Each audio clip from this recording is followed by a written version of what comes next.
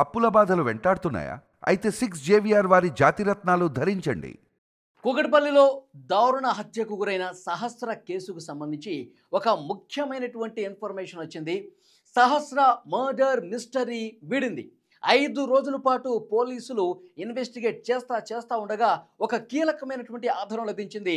ఆ ఆధారాన్ని బట్టి విచారణ చేస్తే ఎవడు చంపాడు అన్నది కూడా తెలిసిపోయింది. సహస్ర పక్కింట్లో ఉన్నటువంటి 10వ తరగతి విద్యార్థి ఈ హత్య చేసినట్టుగా పోలీసులు నిర్ధారణకు వచ్చారు.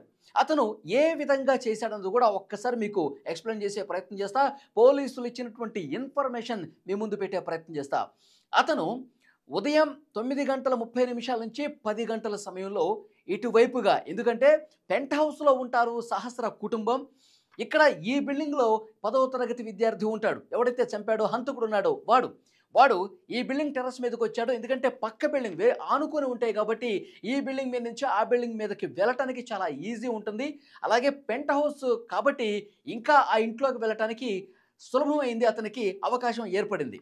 అయితే అతను ఏం ఎక్స్పెక్ట్ చేశాడు, ఇక్కడ వీళ్ళందరూ స్కూళ్ళకి పనుల మీద వెళ్ళిపోతారు, ఆ ఇంట్లో ఎవరూ లేరని చెప్పి ఇతను నిర్ధారించుకున్నాడు. ఆ ఇంట్లోకి మనం వేగంగా పోవచ్చు, ఆ ఇంట్లో ఎవరు ఉండరు, పెంట్ హౌస్ కాబట్టి ఇంకా వేరే ఇల్లు కూడా ఉండవు కాబట్టి ఈజీగా దొంగతనం చేయొచ్చు. కేవలం దొంగతనం చేసే ఉద్దేశంతో అతను వచ్చాడు. అతను కొన్ని పాయింట్లు కూడా నోట్ చేసుకుని వచ్చాడు. ఇంట్లో ఎవరుండరు, సహస్ర స్కూల్కి పోతుంది, పిల్లవాడు స్కూల్కి పోతాడు, తల్లిదండ్రులు ఇద్దరు కూడా, తల్లేమో ల్యాబ్ టెక్నీషియన్ కాబట్టి ఆసుపత్రికి వెళ్ళిపోతుంది, తండ్రి ఏమో మెకానిక్ కాబట్టి వెళ్ళిపోతాడు. కాబట్టి ఉదయం సమయంలో ఎవరు ఉండరు కాబట్టి ఈజీగా దొంగతనం చేయొచ్చు అని చెప్పి అతను లోపలికి వచ్చాడు. ఈ బిల్డింగ్ మీద నుంచి ఆ బిల్డింగ్ టెర్రస్ మీదకి వచ్చాడు, పెంట్ హౌస్లోకి వెళ్ళాడు. ఓపెన్ చేస్తుంటే ఎవరు లేరే, తొంగి చూసాడు, ఎవరు లేరు. లోపలికి వెళ్ళి 80,000 రూపాయలు దొంగించినట్టుగా తెలుస్తోంది. డబ్బులు ఎక్కడున్నాయో కూడా అతనికి సమాచారం ఉన్నట్టుంది. ఆ డబ్బులు ఎట్లా తీసుకోవాలో కూడా ఇన్ఫర్మేషన్ ఉన్నట్టుంది. కొన్ని పాయింట్స్ ఇక్కడ రాసుకున్నాడు చూడండి. అతను ఒక పక్కా ప్లాన్ ప్రకారం ఏదైనా ఇంటికి వెళ్తే ఏ విధంగా దొంగతనం చేయాలి, అక్కడి నుంచి ఏ విధంగా ఎస్కేప్ కావాలి, తర్వాత ఏదన్నా అవాంతరం ఏర్పడితే, ఆటంకం ఏర్పడితే అక్కడి నుంచి ఎట్లా సేఫ్గా తప్పించుకోవాలనేది కూడా కొన్ని పాయింట్స్ రాసుకున్నాడు. ఆ పాయింట్స్ రాసుకుని ఆ విధంగా దొంగతనానికి వెళ్ళారంటే 10వ తరగతి విద్యార్థి, 14 సంవత్సరాలు ఉన్నటువంటి విద్యార్థి ఎంత క్రిమినల్ బ్రెయిన్గా అతను మారిపోయాడు అనేది కూడా చాలా స్పష్టంగా అర్థమవుతుంది. అతను ఏం రాసుకున్నాడు ఒక్కసారి మీకు చదివినిపిస్తుంది. గో టు హోమ్, ఇంటికి వెళ్ళాలి. రిమూవ్ ద లాక్, ఏదైనా లాక్ చేసి ఉంటే ఆ లాక్ని రిమూవ్ చేయాలి. అంటే స్టెప్ బై స్టెప్ 6 స్టెప్పులు రాసుకున్నాడు చూడండి. ఇంటికి వెళ్ళాలి, లాక్ను ఓపెన్ చేయాలి, టేక్ ద మనీ, అంటే దొంగతనం కోసం వచ్చాడు కదా, డబ్బులు ఎక్కడన్నా చూసి వెతికి ఆ డబ్బును సొంతం చేసుకోవాలి. కీప్ ఇట్ గాట్ దేర్, అవన్నీ జాగ్రత్తగా పెట్టుకోవాలి డబ్బులు. క్లోజ్ ద డోర్, మళ్ళీ వెంటనే డోర్ లాక్ చేసేయాలి. కటింగ్ విత్ నైఫ్, లాస్ట్లో ఈ పాయింట్ చాలా కీలకం. కటింగ్ విత్ నైఫ్ అంటే కత్తి కూడా వెంట తెచ్చుకున్నాడు. తన వెంటే తెచ్చుకున్నాడు ఒక చిన్న కత్తిని తెచ్చుకుని కటింగ్ విత్ నైఫ్ అంట. ఇది చాలా స్పష్టంగా, అంటే అక్కడ ఎవరన్నా ఉంటే, దొంగతనం చేసినట్టుగా ఎవరన్నా చూస్తే, ఎవరన్నా ఈ దొంగ అని అరిస్తే వెంటనే అతన్ని చంపాలన్నది కూడా చాలా స్పష్టంగా ఇందులో రాసేది చూడండి. కటింగ్ విత్ నైఫ్, ఇది చాలా స్పష్టంగా ఒక ప్లాన్ ప్రకారం స్టెప్ బై స్టెప్ నోట్ రాసుకుని పోయాడు. అందుకనే ఉదయం 9:30 నుంచి 10 గంటల మధ్యలో లోపలికి వెళ్ళాడు. డోర్ ఓపెన్ చేసింది. ఎవరో ఉన్నట్టుగా చూశాడు కానీ ఎవరు కనిపించలేదు. పాప లోపల ఉన్నట్టుంది.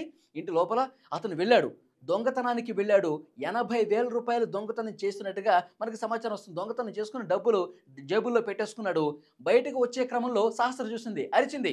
ఎవరు అని చెప్పి అరిచింది. సహస్ర అరిచింది కాబట్టి, చూసింది కాబట్టి గుర్తుపట్టేస్తుంది, పక్క బిల్డింగే కదా, అందుకని గుర్తుపట్టేస్తుంది కాబట్టి సహస్రని చంపేయాలి. కటింగ్ విత్ నైఫ్ ఒక స్టెప్ ఉంది కదా, ఆ స్టెప్ గుర్తొచ్చింది. వెంట తెచ్చుకున్న కత్తి తీసుకొచ్చి అరుస్తున్నప్పుడే గొంతు మీద కోసేశాడు. బెడ్ మీద అట్లా పడిపోయింది. ముందు నోరు మూసాడు, అరుస్తున్నప్పుడు గొంతు మీద ఫట కోసేశాడు. 10 ఘాట్లు ఉన్నాయట. పోస్ట్ మార్టం రిపోర్ట్లో కూడా చాలా స్పష్టంగా రిపోర్ట్లో ఉంది. సహస్ర గొంతు మీద 10 కత్తి ఘాట్లు ఉన్నాయి. ఆ తర్వాత ఇక అపస్మారక స్థితిలో వెళ్ళిపోయింది, బ్లీడింగ్ అయిపోతుంది, గొంతు కట్ అయిపోయింది సహస్రకి. ఫస్ట్ కొన్ని కేకలు వినిపించినాయని చెప్పి పక్క బిల్డింగ్లో వాళ్ళు చెప్పారు, కింద ఉన్నటువంటి వాళ్ళు చెప్పారు. కానీ అవి నిజంగా చావు కేకలని చెప్పి మాకు అనిపించలేదు సార్ అని పోలీసులు దర్యాప్తు చేస్తున్న క్రమంలో కొంతమంది పక్కింటి వాళ్ళు వీళ్ళు చెప్పారు. కానీ వీడొచ్చి పొడిచి చంపుతున్నాడు అన్నది కూడా ఎవరు కనిపెట్టలేకపోయారు. ఆ సందర్భంగా గొంతు మీద 10 కత్తిపోట్లు ఉన్నాయి, గొంతు కోసేశాడు, బ్లీడింగ్ అవుతుంది. ఆ పాప అపస్మారక స్థితిలో వెళ్ళిపోయింది, బ్లీడింగ్ అయిపోతుంది. ఇక తర్వాత ఇంకా చనిపోయిందా లేదా మళ్ళీ బతికితే గనక నాకు ఇబ్బంది కదా, నన్ను గుర్తుపట్టేస్తారు, నన్ను అరెస్ట్ చేసేస్తారు, నేనెవరో తెలిసిపోతుందనే ఉద్దేశంతో ఆ దుర్మార్గుడు, ఆ వెధవ 10వ తరగతి క్రిమినల్ మెంటాలిటీ ఆ వెధవ ఏం చేశాడో తెలుసా? కడుపు మీద, శరీరం మీద ఆ తెచ్చిన కత్తితో పొడుస్తూనే ఉన్నాడు. ఇంకొక 10 కత్తిపోట్లు పొట్ట భాగంలో, చెస్ట్ భాగంలో ఉన్నాయి. పోస్ట్‌మార్టం రిపోర్ట్‌లో ఉంది చాలా స్పష్టంగా. ఎంత దారుణం చూడండి. అదేవిధంగా చంపేసి సహస్ర చచ్చిపోయిందని చెప్పి నిర్ధారించుకున్న తర్వాత గొంతు 10 సార్లు కోసి, కడుపు మీద 10 సార్లు పొడిచి, వెంటనే ఎవరికీ తెలియకుండా, ఎవరు నన్ను చూడట్లేదనే ఉద్దేశంతో ఇక బయటకొచ్చేసి బయట నుంచి గడిపెట్టేసి, మళ్ళీ ఆ పక్క బిల్డింగ్‌లోకి ఆ టెర్రస్ మీద నుంచే ఇటువైపు నుంచి అటు దూకేసి వెళ్ళిపోయాడు. తన షర్ట్ మార్చేసుకున్నాడు, స్నానం చేశాడు, ఎవరికీ తెలియకుండా కామైపోయాడు. ఇక రోజు ఎట్లా ఉంటాడో అదే విధంగా గల్లీలో తిరుగుతున్నాడు, అటు పోతున్నాడు, ఇటు పోతున్నాడు. అయితే ముందు నుంచి రాలేదండి. ఇది ఇక్కడ చాలా క్లియర్‌గా అబ్జర్వ్ చేయాలి. సీసీ ఫుటేజు అబ్జర్వ్ చేశారు కదా పోలీసులు. ఆ బిల్డింగ్‌లో అయితే సీసీ కెమెరా లేదు. బిల్డింగ్ ఆ గేట్ లోపలికొచ్చినా, బయటకొచ్చినా ఈజీగా కనిపిస్తారు. ఎక్కడ వీధి చివరన ఒక సీసీ కెమెరా ఉంది.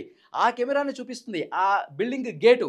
అసలు ఎవరు వచ్చినట్టు గాని, పోయినట్టు గాని ఏమీ కనిపించలేదు. అందుకే వీడేంటి టెర్రస్ మీద నుంచి, పైనుంచి ఈ బిల్డింగ్ మీద నుంచి ఆ బిల్డింగ్‌కి అటువైపు నుంచి వెళ్ళాడు కాబట్టే ఇతనికి కనిపించలేదు.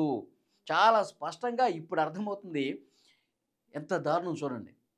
ఏమీ తెలియనట్టు 5 రోజుల పాటు ఇక వాడు స్కూలుకి పోతా ఉన్నాడు, వస్తా ఉన్నాడు. ఇది జరుగుతోంది. అసలు ఎవరిని అనుమానించాలో కూడా 5 రోజుల పాటు అర్థం కాలా. పిల్లల్లో ఇంత సైకో మెంటాలిటీ, ఒక క్రిమినల్ మెంటాలిటీ ఉందంటే అసలు ఏం మాట్లాడతాం? అసలు కల్చర్ ఏమైపోతుంది? యువత పెడదారిన ఏ విధంగా పడుతుంది? అసలు ఎందుకు ఇలాంటి నేర స్వభావం పిల్లలకుంది? ఆలోచించుకోవాలి. నిజంగా ఆ తల్లిదండ్రులు వీడికి అన్నం పెడుతున్నారా? గడ్డి పెడుతున్నారా? ఒక చిన్న పాపని, ఒక చిన్న పాప 6వ తరగతి చదువుతున్న 10 సంవత్సరాల పాపని గొంతు కోసే, అది కూడా వీడు 14 సంవత్సరాలు. వీడు మైనరే. 10వ తరగతి చదువుతున్నాడు, పాపేమో 6వ తరగతి చదువుతోంది. వీడు 14 ఏళ్లకే మర్డర్ చేయాలన్నటువంటి ఆలోచన, నేర స్వభావం, దొంగతనం చేయాలన్న ఆ నేర స్వభావం వచ్చిందంటే అసలు వీడి పెంపకం ఏ విధంగా ఉంది? వీడసలు మనస్తత్వం ఎందుకింత క్రూయల్‌గా తయారయ్యాడన్నది కూడా ఆలోచించాల్సినటువంటి అవసరం ఉంది. పోలీసులు ఈ కేసుని 5 రోజుల తర్వాత తేల్చారు. ఏదన్నా ఒక క్రైమ్ జరిగితే వెంటనే పట్టేసుకుంటారు పోలీసులు.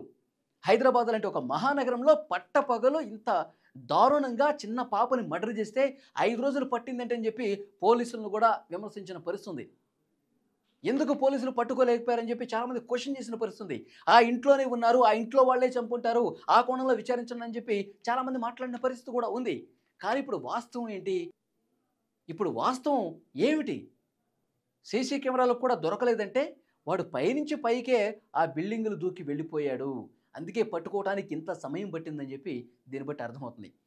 ఈ వీడియో చూస్తున్న ప్రతి ఒక్కరూ స్పందించండి. ఈరోజు ఆ పాప తల్లిదండ్రులు కూడా కన్నీళ్లు పెట్టుకుంటూ న్యాయం చేయండి, మాకు న్యాయం చేయండి. చాలామంది మా మీద అనుమానం వ్యక్తం చేస్తూ ఉన్నారు. ఇది కరెక్ట్ కాదు, ఏదో ఒకటి తేల్చండి, ఎవడు చంపాడో తేల్చండి అని చెప్పి ఈరోజు ఉదయం వాళ్ళు కన్నీళ్లు పెట్టుకున్నారు.